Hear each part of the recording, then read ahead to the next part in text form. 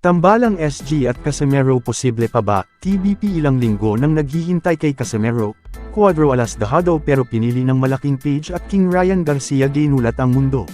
So una sa mga maiinit na balitang boxing ay sa isang post ng isang international boxing page ay kanyang ibinahagi ang mahabang listahan na napasa kamay ni Naoya Inoue.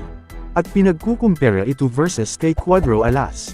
Ayon sa author ay pipiliin niya ang ating pambato kontra sa monster ng Japan. Meanwhile ay binulabog na naman ni King Ryan Garcia ang mundo ng boxing nang inanunsyo niya kahapon sa kanyang social media account na magtutuos sila ni France boxer Jaber Zayani sa isang exhibition. This coming January 2025 sa Dubai, Saudi Arabia. Sina Zayani, Garcia, Barrios at Buoco ang mga napabalitang makakalaban sana ni 8th Division Champ Manny Pacquiao na hindi natuloy dahil sa intensyon na lumahok muli para sa senatorial election next year.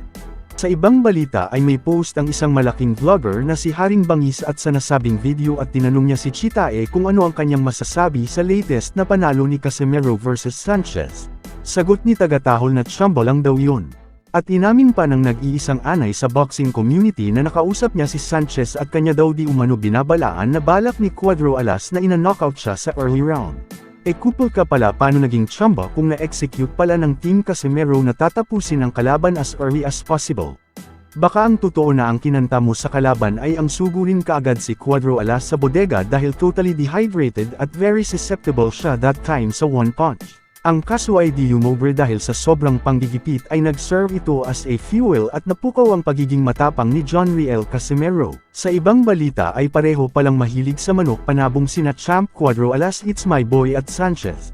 Baka dito ka makakabawi dahil Texas ang alaga mo pero huwag pa ring pakampanti dahil iba ang palo ng mga netab sa planeta ni Alas. Sa ibang banda ay uso na naman ngayon ang calendar para sa taong 2025. Ang tanong swak ba sa inyong panlasa ang nature na concept na ito? Meanwhile ay sa latest update sa Cuadro Alas It's My Boy page ay muli nitong binanatan si Monster Inoue na palagi di umanong namimili ng kalaban or cherry picking. Ang nasabing post ay lumabas pagkatapos sumabog ang balita na si Naoya ay pumirma ng almost $20 million promotional contract sa Saudi government project na Riyadh Season.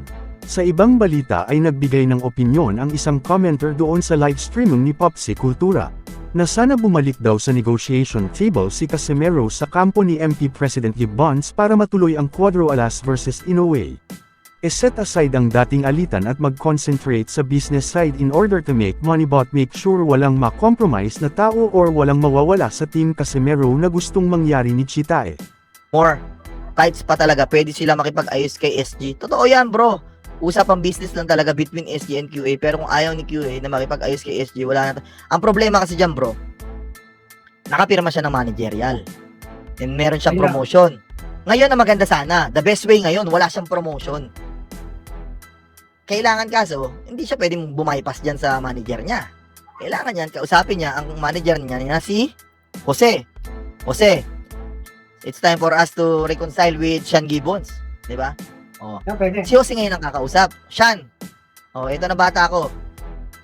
Para maiwas na ang politika. Bigyan mo ng laban to. Sige. Sa'yo ang kahit wala ng promotion. Every fight na lang, per fight na lang, 'di ba? Kahit walang promotion. O gusto mo hanapan mo ng promotion. O kaya naman, na lang, ano ba tawag ito? Hanapan mo ng laban na ano ba tawag ito, pre? Ikaw yung nagawa ng matchmaker na lang. Matchmaker fee, magkano lang ba yan? Sagad na yung 15%. Sagad na yung 15% to 10%. Pero kung may ibibigay naman na laban sa'yo, hindi bababa ng $500,000 yung kikitain mo. Not bad. Di ba? Diyan nagagalaw ang manager mo na walang pwedeng alisin sa team, walang yung mga option ba? Yung mga... Yeah, tama. Kasi di ba, ang sinasabi nun, si SG daw, babalik kukuhanin tatanggapin si Casimero, kaso walang pwedeng kasama sa team niya. Siyempre, yung Casimero naman, hindi naman naaalis yun nang wala yung kapatid niya. Di magpagpusi sila sa gitna, di ba? Pera-pera lang, business lang tayo. Kaso malabo uli yan. Ito lang, opinion lang natin yan. May nabanggit rin si Popsi na hindi mangyayari ang Inoue versus Nakatani sa Saudi dahil ang gusto ng host country ay isang bakbakan na susubok o challenge kay Monster Naoya. At ang possibility na The Tank versus Monster ay malayo sa katotohanan considering sa wide weight gap ng dalawa na kung saan ay nag-hesitate pa nga si Monster sa pag-akyat sa featherweight division. Giniit ni Popsi na walang interest di umano sa 120 weight class ang Riyadh season, so parang ang gusto nila ay mas mabibigat na timbang. Swerte mga kalaban ni Inoue sa Riyadh season, tiba-tiba din. Oo Oo naman. Pero kadalasan pre, pero pag nangyari, Tank Davis tsaka Inoue, sino kaya A-side yung dalawa? Sino kaya A-side? Tank Davis. Tank Davis, no? Oo. Pero malabo ba yan? Pero, nalalabuan ako sa layo ng timbang eh. Pwede yan mangyari, aakyat mo na si Inoue sa 126, tapos aakyat siya ng 130. Pag nasa 130 na siya, hindi na sila nagkakalayo ni Tank Davis eh, 140 sa Tank Davis eh. Galing rin ng 135 yun. Baka doon sila magtagpo sa 135 yan. Or 138, yan. Pero, yung 122, tapos instant talon siya sa 130 plus, hindi ko nakikita ang gawin pa ni Inoue yan. Yung 126 na, natatakot pa siya eh. Di ba? Nakita niya naman, sabi ni Inoue. Malay mo, kapag natuloy yung nakatali at saka Inoue, gawin sa Saudi, di ba? Pwede rin yun. Hindi daw pre. Sinabi nga pre, kukuhanin lang si Inoue sa Saudi, ang kakalabanin niya Pag malalaki. talagang bigay yung mga kailan pa. Ang Nakatani, ang Goodman, lahat nga daw ng 122, sinabi yan, lahat daw ng mga 122. Walang Thank you, interest ang Riyadh season. Kahit kay Nakatani, kahit umagat si Nakatani, hindi nila interest na maglap na yun ang panooring laban. Ang gusto nila is sila, Stevenson, mga level nila, Tank, level nila, Lomachenko. Nag-aakot na lang ng pera ngayon si Inoue, kahit tatawo pa yung lalabanan yan, yung branding pa lang. Totoo naman yan, pero hindi siya uubra sa Riyadh season kung magtataho ang kalaban niya. Kasi ang gusto sa Riyadh season is challenge for Inoue. Binulgar din ni Popsi na during sa laban ni Casemiro at Oguni ay nakamiting na pala ng Quadro Alas team si Hideyuki Ohashi at gineranti na matutuloy ang laban ng dalawang rival sa 122 pounds. Basta mamit ang hinihingi nila tulad ng isang impressive na panalo. Kung ating matatandaan ay present din sa laban na iyon si Mr. Akihiko Honda, ang big boss ng Taken Promotion, para panuurin ng actual ang laban ni Quadro Alas. Meron sana kaso walang palaban si Inoue. Kaso hindi. Meron naman talaga. Binigyan naman ng chance. Ang problema, hindi na grab yung chance. Hindi Diba, na ika nga nagmaterialize kasi nga. Hindi nag-materialize pre. Ano mag-materialize? Hindi nakuha yung sa lahat ng bagay, merong yan, may kailangan kang kuhanin na at least minimum. Tulad niya, kailangan mo manalo dito ng impressive fight. Hindi ka nanalo. Nag-draw, di ba? Oh.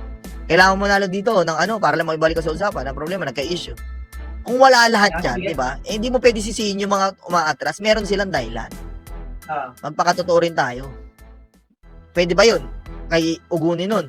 Yun, sinabi na mismo ng A-Sign sa mismo live nila. Live na nila ng A-Sign na pwede nyo puntahan. Nandoon. I-translate nyo na lang sa English kung magta-translate nyo. Okay, maghanap kayo ng hapon na marunong mag-translate na Pinoy. Sinabi talaga ng A-Sign, nung laban niya kay Oguni, naka-meeting nila si Ohashi before the fight. Sinabi ni Ohashi, sige, pupunta kami sa laban nyo, manonood kami. Kapag pinatulog nyo or impressive win kayo kay Oguni, kayo na ang sunod kay Inoue after ni Tapales. Sinabi talaga yun ng A-Sign. Hindi naman para magsinungaling yan. Siyempre, nanonood ang mga hapon. Alam mo, magsinungaling sila na naka-meeting nila si Ohashi. At saka doon pati si Gon, nung laban na yun, nandun si Mr. Honda. Di ba, nanood pa nga? Yun nga talaga purpose ng pre. Yun talaga, kailangan niya manalo. Siya na ang next kay Tapales nun. Ngayon, hindi nanalo. Nag-draw. So, hindi niyo pwede sisihin ngayon. Yung grupo nila Ohashi, na tapos sinabi pa ni Champ na hindi siya nag-training. Oh, ayan ba ang kukuhanin namin na lalaban sa boksingero namin? Wala palang gana mag-training. Di ba? Yun yung, hindi nyo masisisi sila Ohashi doon. Hindi nyo pwede sabihin na natatakot sila kasi nagbigay sila ng chance, hindi mo ginrab. Meanwhile, para sa mga edad 18 years old and above na mahilig tumaya online ay you can earn as much as 12k bonus in your first deposit. Pwede kang tumalpak ng 5 pesos at manalo habang nanunood sa inyong mga paboritong sports like boxing, NBA, PBA, PBL at G-League games. Madali lang ang pag-deposit at withdrawal via Paymaya, GCash Direct, GCash QR at online banking. Please check comment section para sa pagrehistro at gamitin ang promo code.